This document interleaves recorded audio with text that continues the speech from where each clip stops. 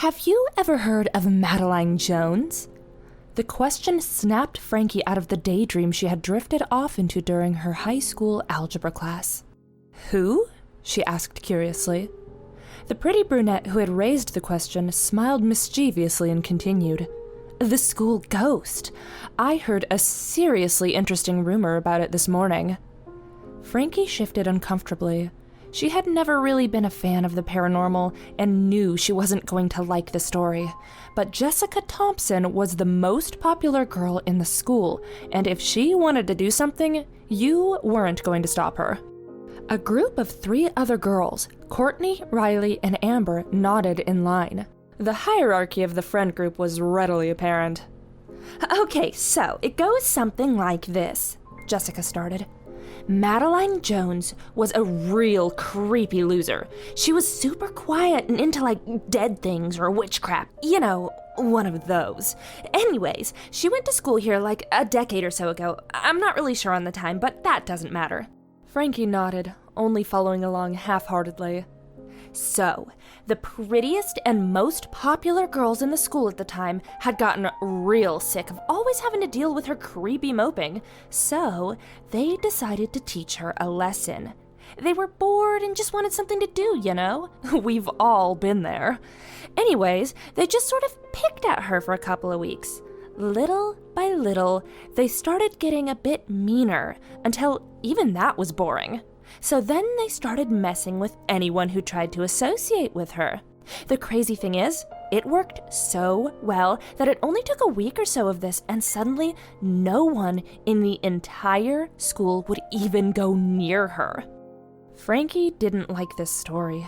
She thought it was blatantly mean-spirited, and she especially didn't like the glee with which Jessica told it. But once again, she knew better than to mention this to Jessica, so Frankie kept these thoughts to herself. Go on, get to the crazy part, Amber, a freckled redhead, excitedly chirped. I'm getting to it, Jessica snapped. So anyways, it was only ever meant to be a bit of fun, but Madeline was just too sensitive. I guess she snuck into the upstairs bathroom after hours one night and offed herself. It was a big mess with the school. Apparently, you can find old school records of this. The school was shut down and everything, Jessica tittered gleefully. Did you see these records yourself? Frankie questioned skeptically, her eyebrow rising. Well, no, but it's totally true, Jessica countered, rolling her eyes. Yeah, she's right, Riley added, her short black hair bobbing as she jumped. But, as I was saying, Jessica snorted, somehow Madeline's spirit ended up bound to the school.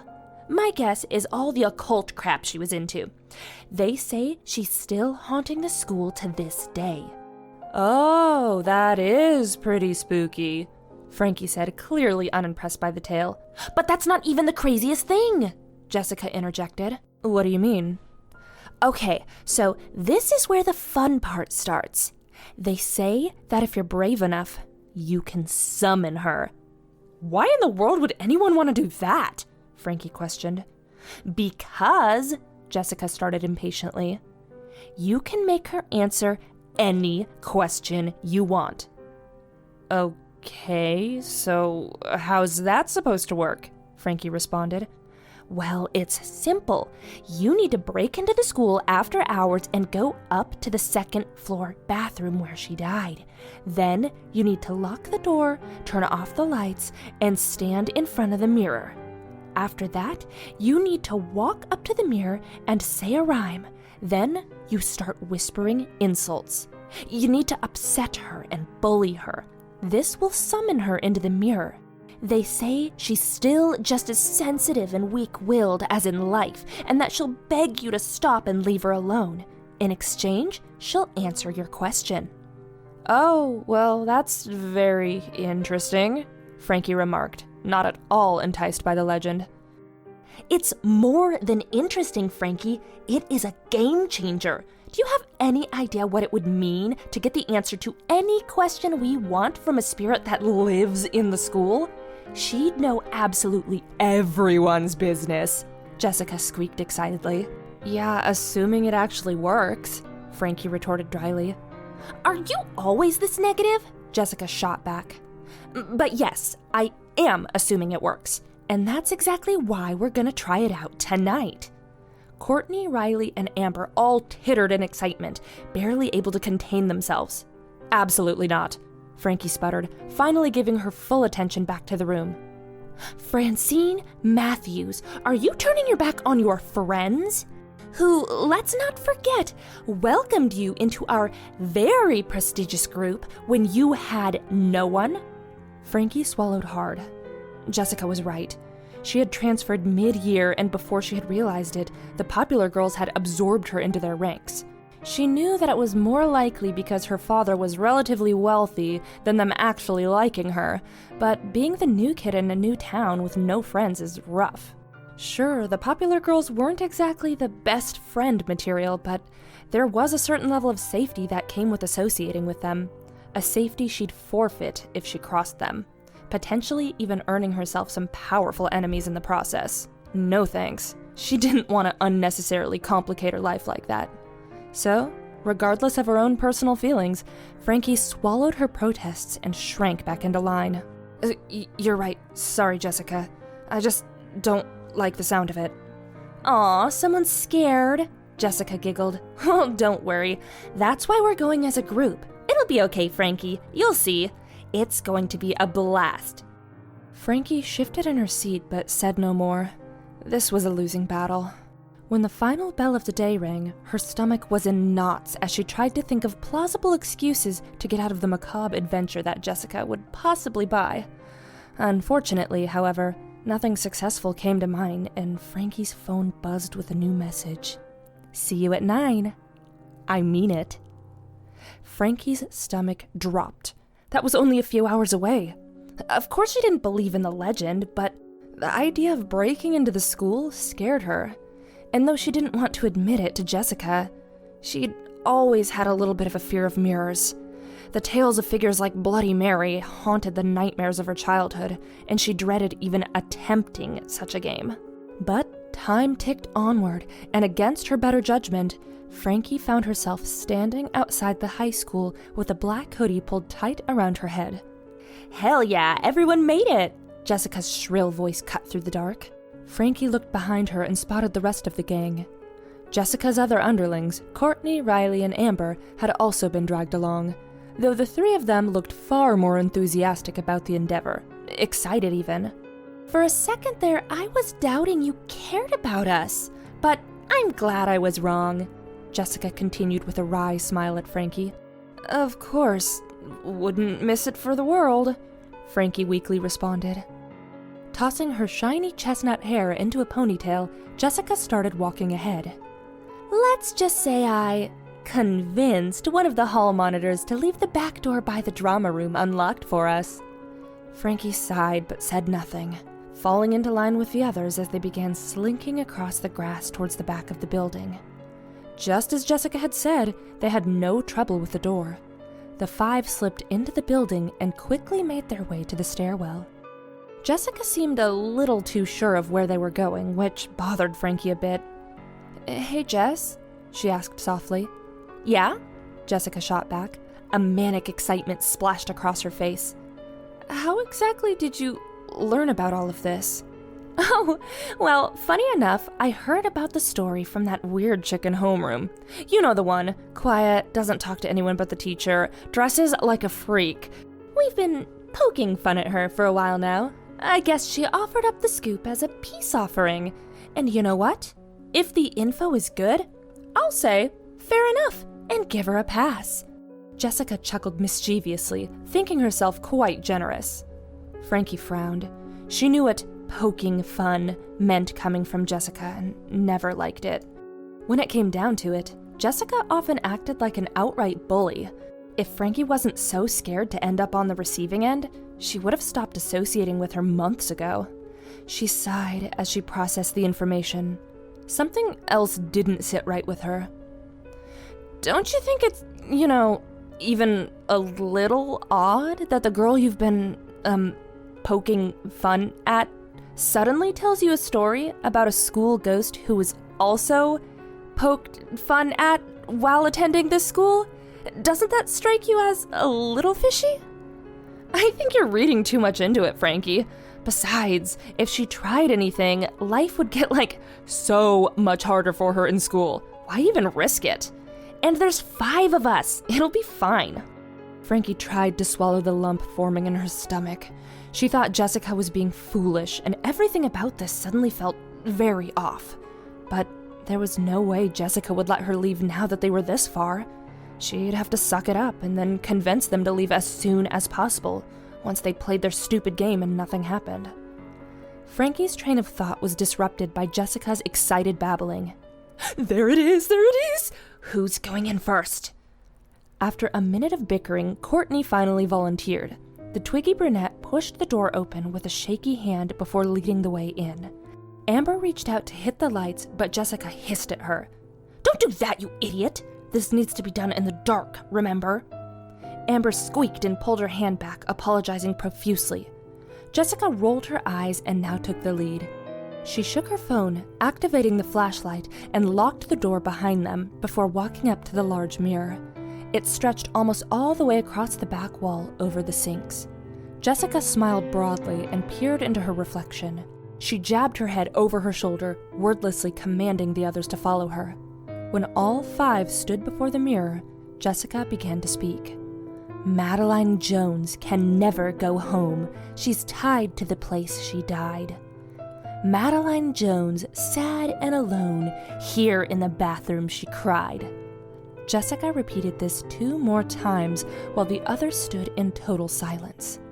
Nothing seemed supernaturally amiss, but Frankie's skin began forming goosebumps. She couldn't put her finger on it, but something felt off in her gut. She wanted nothing more than to shout at Jessica to stop, but again, she held her tongue. And after a moment of silence, Jessica began speaking again. Where are you, Madeline? I heard you were a miserable loser. No one wanted to be your friend because they thought you were contagious. Riley smirked and stepped forward, speaking in turn. Come on, Madeline. Don't tell me you're too stupid to understand. Get your ugly face in here and answer our questions. Frankie could swear she started to feel the temperature in the room drop. Her heart began pounding faster and faster. She just wanted it to be over already. Amber was next up. Poor little Madeline, all alone. Not a single person in the whole school wanted to be friends with you. How pathetic. With every passing insult, Frankie became more and more unsettled. She didn't want to be a part of this anymore. And most of all, she really didn't want to say anything cruel to the spirit that may or may not be real. Only one more before her turn. This time Courtney spoke. Come on, Madeline, answer our questions. Nobody liked you in life and nobody misses you now. And we'll keep reminding you of that until you do what we say. At this point, Frankie could swear it was so cold she could see her breath if it weren't nearly pitch dark in the bathroom. She held her breath, not wanting to speak. That is, until she felt Jessica's hand sharply nudge her in the back toward the mirror. Frankie's words caught in her throat, and her voice shook. Madeline Jones, I... It was dark, but Frankie could feel Jessica's sharp gaze cutting into her. Thinking on her feet, she leaned forward, cupping her hands against the mirror and whispering inaudibly low. If you're real, I'm so sorry. You don't deserve any of this, and I don't want to be here. Frankie then pulled away from the mirror to meet Jessica's sharp gaze. What was that about? Well, I thought it would cut that much sharper if I whispered it, for dramatic effect. Creative. I like it, Jessica snickered. Now what? Frankie asked, still frozen with fear. Well, we keep going until she appears. For a few more minutes, the girls continued hurling insults at Madeline through the mirror. All the while, Frankie found herself staring at her own reflection. The words they said were so needlessly cruel, and they had pulled her into such a terrible situation. Was it really worth all of this? Was it really worth keeping these kinds of people in her life? As these thoughts drifted through Frankie's mind, her attention was suddenly captured by something in the mirror. Little by little, her reflection had begun to change. At first, Frankie thought it must just be a trick of the light, as the single flashlight beam danced jaggedly across the dark room. But the closer she looked, the harder it became to deny. Her face grew paler and sickly yellow. Portions deepened to a putrid dark gray, and her eyes began to sink in. Her skin tightened and shrank back like a mummy, revealing pronounced teeth and shriveled lips. Courtney had noticed too, and just as she shouted to the others to draw their attention, there was the sound of breaking glass, and the flashlight beam went out. What happened next was like a nightmare. The five tried to run for the door, but the floors became slippery, as if something wet had poured from the mirror above. Frankie could hear Amber and Riley collide and fall to the ground, but worst of all was a new sound. Heavy breathing had filled the room, followed by a wet, slapping sound. Someone was walking through the room barefoot. Snapping out of her daze, Frankie willed her feet to start moving again, at least until the screaming began. It sounded like Jessica. She screamed that something had grabbed her before suddenly being cut off, her shrieks becoming wet gurgles. This set the girls off into a frenzy. All at once, the remaining four tried running for the door. Courtney was the next to cry out, scratching at Frankie's sleeve before being heaved backwards into the darkness by something terribly powerful. In a mad dash, Frankie made contact with the handle, but was shoved out of the way by Riley, who threw herself at the door, fumbling with the lock. Mercifully, it opened, and they began running down the hall. The heavy breathing continued, echoing down the hall impossibly loud. Without realizing it, Amber had fallen behind. It was only by her gurgling screams that the others realized she was missing. They should have known the layout of the school better, but between their slippery feet and the pitch dark of the hallways, Riley and Frankie were incredibly disoriented. Louder and louder the raspy breaths continued, almost as if echoing inside their very heads. Finally, Frankie recognized where they were. If she just took one more right, there would be an emergency exit they could take. But they wouldn't have the chance. Suddenly, Riley was knocked off her feet by some unseen force, dragged screaming down the hallway into the maw of darkness beyond. The force caused Frankie to topple over onto the ground. She burst into tears as she attempted to right herself, hearing the raspy breaths grow louder and the sound of wet feet slapping closer and closer. Just as it was on top of her, she closed her eyes. But a piercing pain never came. Instead, an icy chill hit the side of her head, accompanied by the quietest whisper. Frankie collapsed on the floor. What came the following weeks was a frenzy. When Frankie had come back to her senses and tried telling her father what had happened, he hadn't believed her. Only after the news of Jessica and her friends going missing did anyone even entertain her story and investigate the school. But nothing was amiss. The mirror was not broken, there was no slippery liquid, and there were no bodies. And as such, it was dropped. Everyone assumed that Frankie was having some sort of nervous breakdown over the news of her friends disappearing. Time passed, and Frankie changed. She no longer attempted to fit in with the popular crowd. She withdrew into herself and stopped speaking to others. She started dressing in dark colors and took up an interest in the occult. The adults assumed it was due to the trauma of missing her friends, but her fellow students were not so kind. Little by little, Frankie began to get the reputation as just another one of those weird, quiet girls, the very kind Jessica used to revel in poking fun at. But something else had changed as well. Whenever a new group of girls would start giving Frankie trouble, she would smile to herself, the raspy words whispered into her ear coming back to mind. "Bring them to me." Frankie understood what Madeline wanted from her. "Hey, Veronica," Frankie mumbled across the classroom. Her words were directed at the school's new queen bee. She had been thoroughly engrossed in mocking the latest transfer students' threadbare attire. her eyes open wide for a moment, taken aback by being addressed by Frankie. "Oh my God, so the freak can talk!" Veronica wickedly chuckled, turning her attention away from the teary-eyed girl to Frankie. "Girls, are you hearing this?" A group of 3 others tittered mockingly and joined Veronica in circling around Frankie curiously. Frankie's lips curled back into a smile. "Have you ever heard of Madeline Jones?"